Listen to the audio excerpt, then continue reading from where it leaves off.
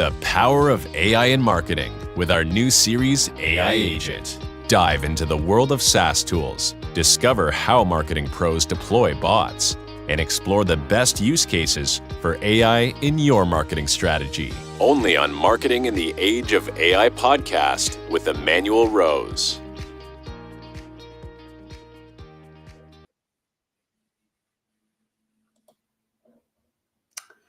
Welcome to this episode of Marketing in the Age of AI. We're going to have a great conversation today with a really smart tool that I think is emblematic of the way that AI agents are going to make our lives simpler and bring lots of value. We've got a voice-activated agent named Bordy, and today I have the opportunity to talk with Clark Gronek, and he's in the growth and partnerships area of the business, and he's got a background in digital marketing in the SaaS space. Clark, thank you so much for taking the time to join me today. Yeah, thanks for having me, Emmanuel. I got to understand, how in the world did you get your role with Bordy? Give me a good job hunting Bordy story. Yeah, it's a super random story, kind of a funny story. I was just perusing LinkedIn, going down rabbit holes like many of us do, right? And I came across this girl, Joita, who is our head of ops and has been there since day one. And I was like, oh, you got a cool job, you know. I'd love to like talk to you and learn about like what you're doing and stuff like that. And she's, 9 times out of 10, when you send a message like that, you're not getting a response, right? Like, Right. Yeah. She happens to be the nicest person in the world and was like, I would love to chat with you. Sounds great. Let's talk. So we got on a conversation, just kind of hit it off. And I was telling her about some stuff that I was doing. They were telling me about stuff they were doing. She's like, why don't you chat with Andrew, our our founder? I was like, yeah, cool. So I chatted with Andrew for like 45 minutes, talk about the vision of the product and just a couple ideas. And he's like, why don't you come on for like 2 weeks and just give it a shot, see how it goes. And then basically it was just snowballed from there, right? Nice.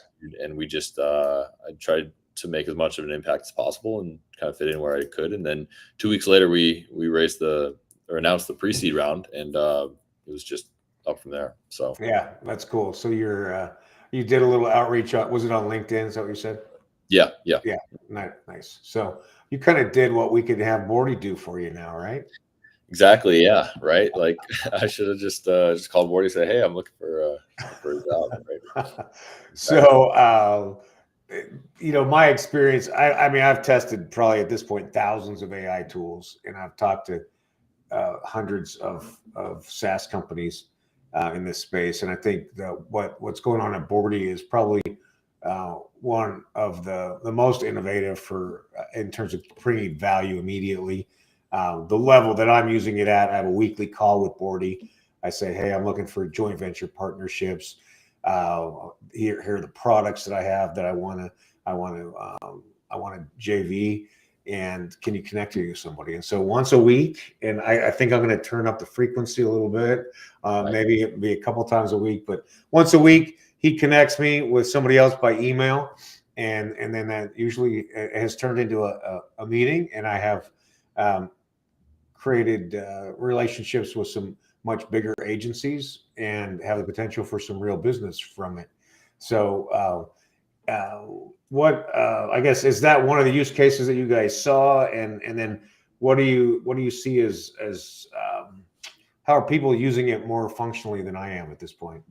Yeah, of course. No, I would say that's one of the primary use cases. People having a recurring weekly call so they can get ahead of the week, tackle problems or talk through problems with Bordy. Excuse me, as part of like a thought partner.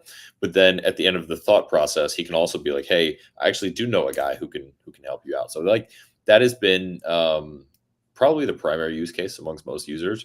But people have gotten really creative. People use him for to run their figure out how to run their meetings, right? Like, hey, I'm gonna go brainstorm. And that's actually one of the things we used him for, is we tested this out where the night before our morning stand-up meeting, everybody would call Bordy, tell them what they've been working on for the past day or week or so. And then in the beginning of the meeting, we'd just say, Bordy, like, kick us off. Who's doing what? And like, give us a rundown. Yeah. So he was able to actually like lead the meetings and kind of I love that. give it and give some direction. He's like, oh, I think we should start here because start with you because of XYZ seems like a priority. Yeah. Um, so he's got a lot of unique use cases that can be explored. That's cool. Maybe I jumped ahead a little bit too far. I think probably what we should do is just give us the high level, how you describe what Bordy is. Yeah. And so create a little more context. For sure. So Bordy is an AI super connector. Basically, the process is you DM him on LinkedIn. He gives you a call you send him your number. He gives you a call immediately. And then on the call, he'll ask you some questions. It's really fun. It's really endearing. And then after the call, he will suggest somebody who he thinks you should meet based out of his network of 50,000 entrepreneurs, investors, founders, advisors, operators, everybody in between. And so he makes that one-on-one connection with you and somebody who he thinks you should meet for professional or personal reasons. And then you guys both opt in and take it from there. Yeah. Nice. All done via email, all done via voice. There's no signups. There's no fees or anything. It's just making introductions basically. Yeah. I think it's a super cool way to do it. And just how you guys are building it and kind of creating, some obligation from those of us who are using Bordy and getting value. So really highly functional process. How did you guys decide to make him Australian? That's what I really That was a choice of Andrew's. Yeah. I know that he listened to like hundreds of different voices, right? Yeah. And he basically just narrowed it down to two. And I think he was going to be either Australian or Irish. And nobody can understand the Irish, so yeah. So he went with Australian. He thought it was like kind of endearing and friendly and warm, which is kind of what we wanted to be. Also, this is interesting. When AI is in a different accent from your own, it's actually it can be harder to tell that he's an AI.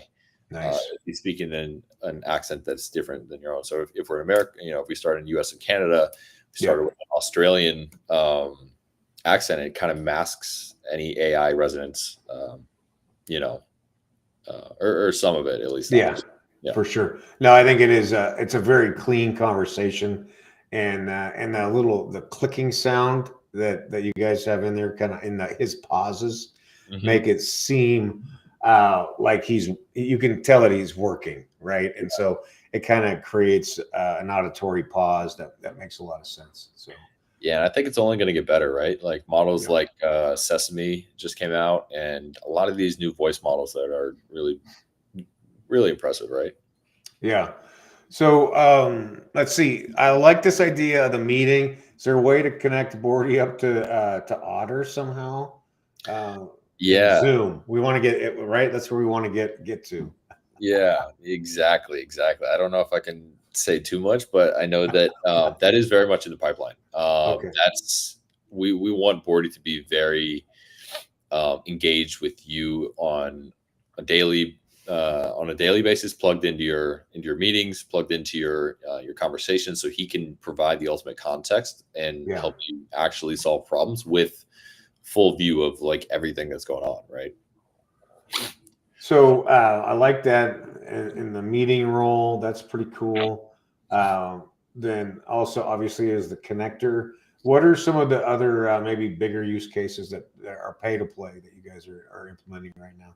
Yeah, so we're in the process of building a Bordy Pro. We're kind of testing out a couple feature ideas. The first thing was we want to get him on SMS so you can chat with him, so you don't have to take the full voice call. You can just send him a quick text with some thoughts. And now we don't want him to be.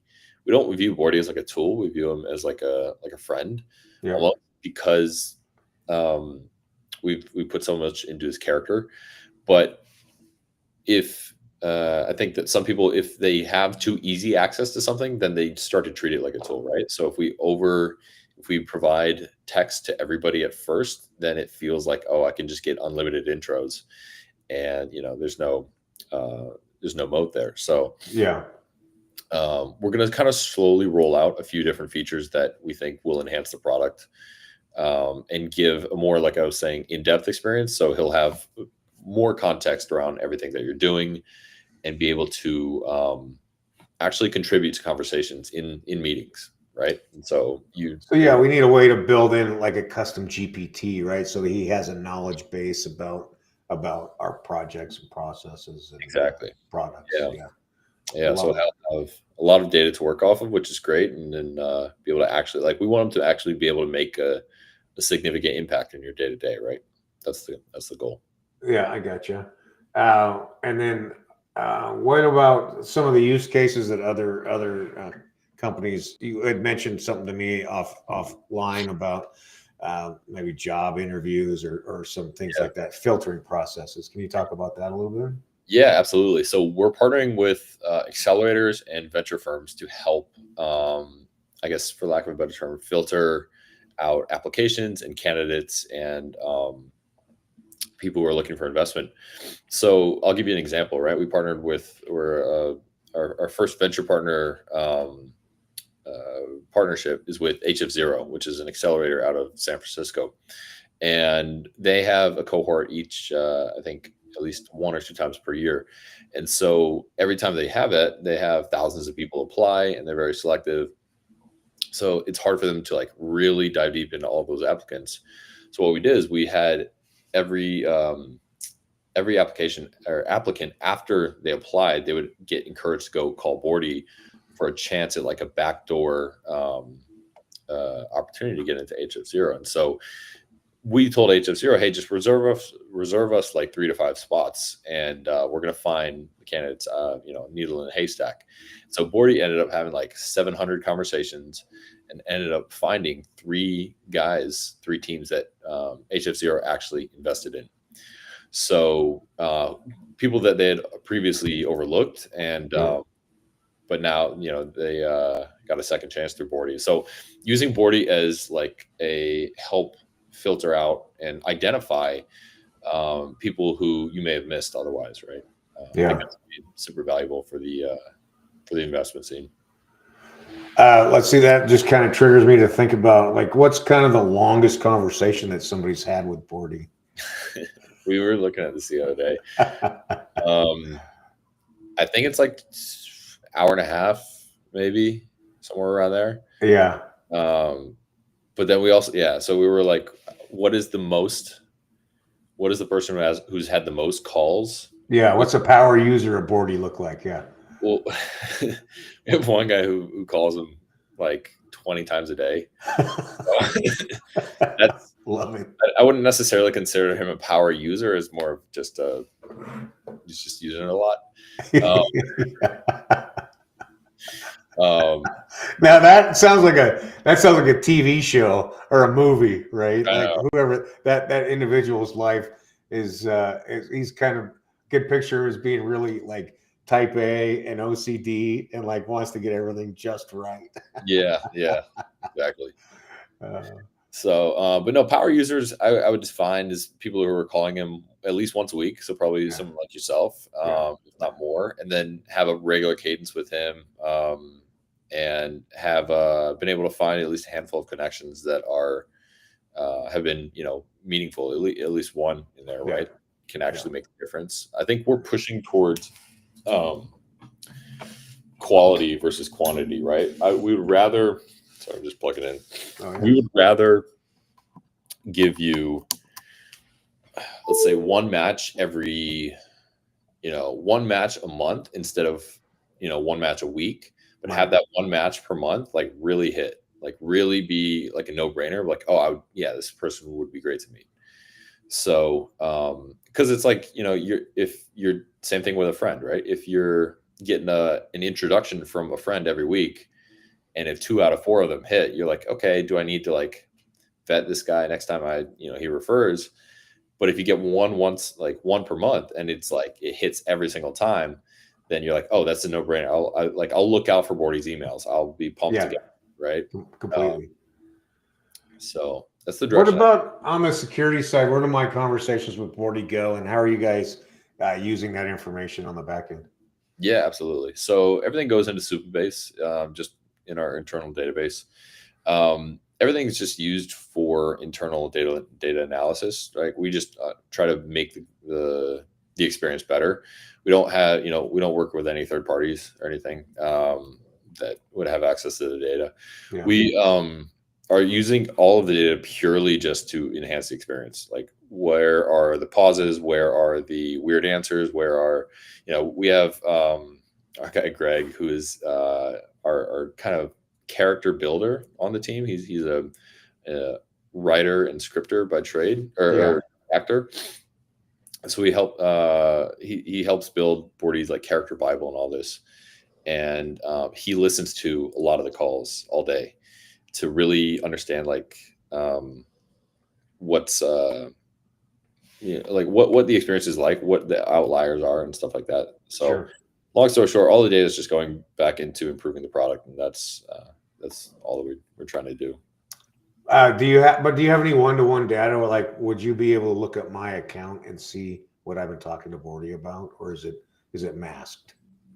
Some of it's masked, some of it's available. It depends on what you're looking for. Yeah. Let's see. And then are you picturing in your product roadmap any way that an individual organization would use a Bordy for their on their team, maybe for client facing or employee facing activities? Like a custom Bordy? Yeah. So we are going to launch communities and events here probably within the month. Yeah. And that's going to enable like communities to do internal matching. So they'll be able to match within their communities. And so you have a group of like 10,000 people on a Slack or WhatsApp or something, and it's dynamic and there's a lot going on. There's a lot of like activity, but it's like 10,000 people still like they kind of know each other, but not like they don't really know each other. Sure. Yeah. But they have trust in each other because they're all in the group, right? So it's like they would probably trust somebody else in the group versus a cold, outreach. Sure. If they had, if they could solve the same problem. So ideally, everybody in the group calls Bordy, and then Bordy is able to be that central connector, be like, oh, looking for somebody in this group who does this, who can help me with this. And then Bordy's like, oh, I know John over here does that. So, and he's part of the group. So preferred matching within the group, and then ideally for events as well. So for larger events, we'll do like users or attendees will call Bordy before the event. And then at the event, they'll get matched with we call it like a Bordy buddy, but like one person that they can meet, and it'll be like very aligned meeting, ideally. Love it. I think that's really smart and really high value. And I have a couple conferences I'm going to this summer that I would like to get you in, get you connected with. Right. It'd be cool. So we'll work on that. All right. Well, any other roadmap items you want to cover, Clark, before we wrap it up here? No, I just, I definitely, a lot of people haven't talked to voice AIs, and it could be a little interesting. Some people have different opinions on it. I think most people are open to it. I'd say definitely worth trying. And I would say try Bordy, especially because it's a free product right now. We're not monetizing. Yep. So get in while you can and meet some really cool people, right? It's well worth it. Yeah. And so, I mean, what does that look like? How much longer are we going to be on a free program versus having to go pro? And what does that throttling look like if there's going to be a free going forward? Yeah, I think to be honest, we'd like to keep the network free for as long as possible, and I don't see that changing anytime soon. And then we're thinking about monetization in a couple of different ways. It'll probably be a more premium product so that we can afford to have a free network, and that'll help foster the bigger network and the value of the network, right? So probably within the next 2 months, we'll start beta testing. Where we've already started a little bit, like parts of the pro product, but I think we'll get deeper into it over the next couple months, and then launch maybe late summer to like really do a big push. But we'll see. All right. Well, that's cool. Well, if you want to add me to the beta testing list, I'd love to be part of that. I think that's a lot of fun. Yeah. And as a second part of this episode, I'll do a recorded call so people can see what Bordy's like and how I interact with him, and and maybe I'll send that over to you. You can tell me if how I'm doing as far as using the tool. Yeah, it'd be great. Absolutely. Well, Clark, I really do appreciate your time. Thanks for running through this with me, and I'll probably reach out to you in 4 or 5 months, and we'll do this again so we can see how much it's changed. That sounds great. Thanks for having me. Right. Yep. Bordy.ai, and I'll make sure that's in the show notes for you, Clark. All right. Awesome. Okay. Appreciate it. Yep. Have a great day. You too. Bye. Bye. So yeah, Bordy.ai, very smart product. It's been valuable to me, and I really encourage you to spend some time, look up Bordy on LinkedIn, get him to give you a phone call, and see if you can get some meaningful connections from Bordy's network. So Emmanuel Rose, thanks to Clark Gronek for his time today, and I hope that you find some AI tools to try, test, and implement, that you save some time from your busy workday, and that with that time, you reallocate it to go spend it with your friends, your family, or go take a walk outside. Until next time. Thanks for listening to Marketing in the Age of AI. Be sure to subscribe wherever you heard this podcast so you never miss a future episode. Your copy of Authentic Marketing in the Age of AI is available at Amazon.com or EmmanuelRose.com. You can also connect with Emmanuel on LinkedIn. Thanks again for listening, and we'll see you next time.